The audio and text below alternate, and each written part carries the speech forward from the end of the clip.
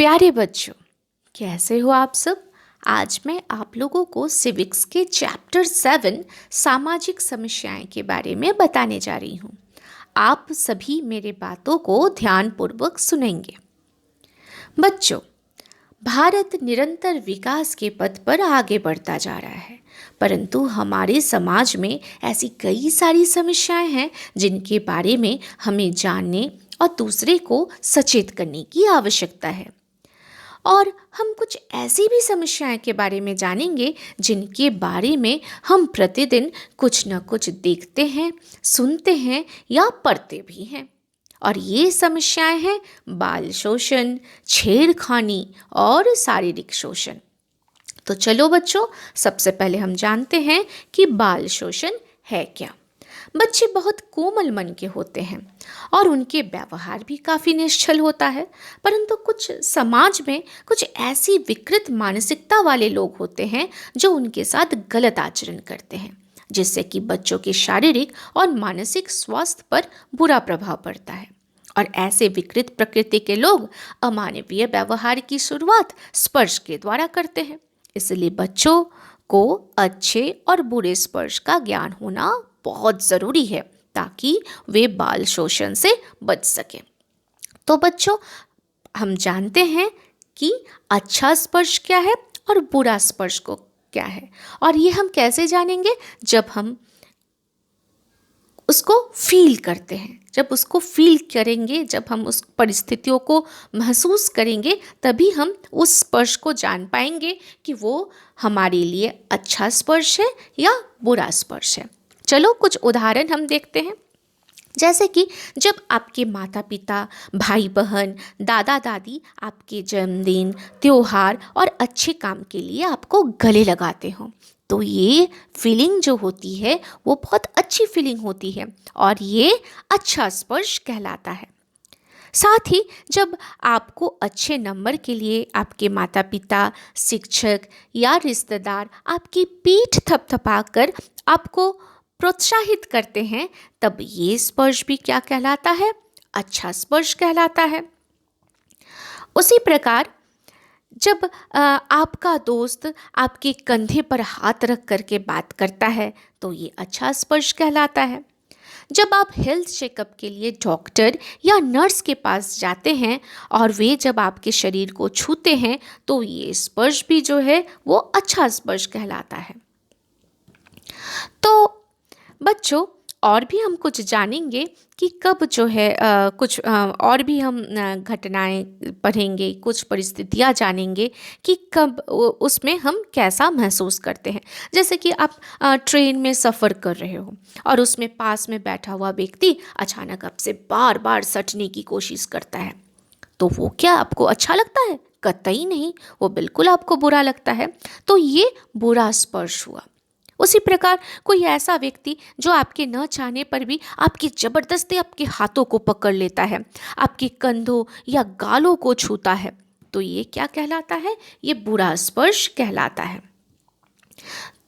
उसी प्रकार बाजार, मेला या किसी भीड़ भाड़ वाले सार्वजनिक स्थान पर कोई व्यक्ति आपको छूने की कोशिश करता है, ये परिस्थिति भी आपको क्या अच्छी लगती है? बिल्कुल नहीं। लेकिन कभी चल रहे हो और अचानक फिसल कर गिर गए और कोई दौड़ कर आता है और आपको मदद के लिए हाथ बढ़ाता है, तो क्या उस समय आपको हाथ बढ़ाना क्या आपको खराब लगेगा? बिल्कुल नहीं, क्योंकि एक जन कोई मदद के लिए आपको जब हाथ बढ़ाता है और आप खड़े होते हैं उसका हाथ पकड़कर, तो ये बुरा फीलिंग नहीं होता है। तो इस प्रकार हमने देखा कि कई सारी परिस्थितियां होती हैं जो हमें वो कभी खुशी महसूस कराती है, कभी सहज महसूस करवाती है, कभी असहज महसूस करवाती है, तो कभी डर या घबराहट का माहौल तैयार करती है। तो इस प्रकार हम इन बिंदुओं पर जैसे ही चर्चा और आकलन करते हैं, तो हम अब समझ गए होंगे कि अच्छा स्पर्श क्या है और बुरा स्पर्श क्या है। यानी कि जब कोई हमारा बहुत अपना या कोई नज़दीकी व्यक्ति हमें स्नेहवश छूता है या हमारी कोई अच्छी फीलिंग्स उससे उत्पन्न होती है, जैसे हम प्रोत्साहित होते हैं उसके छूने से, या हमें एक स्नेह का अनुभव होता है, हम सहज महसूस करते हैं अपने आप को या खुश होते हैं, तो वो गुड टच कहलाता है।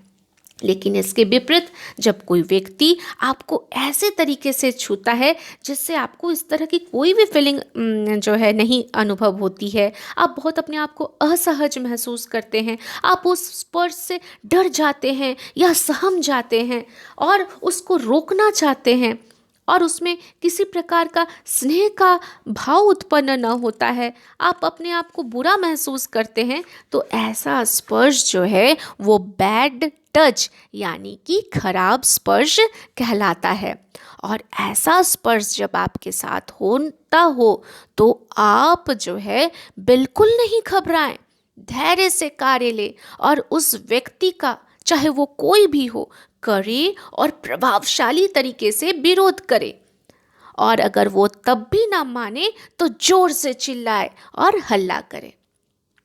यहाँ बच्चों कुछ चित्र देखो जहाँ मैंने बताया आपको कि ये सारे जो आप चित्र देख रहे हो वो आपको अच्छे स्पर्श का अनुभव करता है। जैसे कि आपकी कोई फ्रेंड आपका हाथ पकड़कर कहीं जा रही हो, जब पिताजी आपको गोद में उठा लेते हो, या मम्मी पापा जब आपके साथ खेलते हो, जब आपकी बड़ी दीदी आपको मज़ेदार कहानियाँ सुनाती हो, और आपके घर में जब दादा दादी आपके साथ खेलते हो, और जब आप डॉक्टर के पास अपना हेल्थ चेकअप के लिए जाते हो, तो ये सारे चित्र जो क्या है, ये अच्छे स्पर्श के चित्र हैं। और इनको जब हम इन परिस्थितियों में हम अच्छा फील करते हैं, है ना। तो चलो अब हम कुछ वैसे ही परिस्थिति देखें जो हमें बहुत बुरा अनुभव करवाती है। ये है बुरा स्पर्श, कि देखो इन चित्रों में क्या हो रहा है, कोई भी क्या खुश है? यहाँ पर जो बच्चे हैं क्या कोई खुश है दिख रहे हैं? बिल्कुल नहीं, सब डरे हुए हैं, सहमे हुए हैं।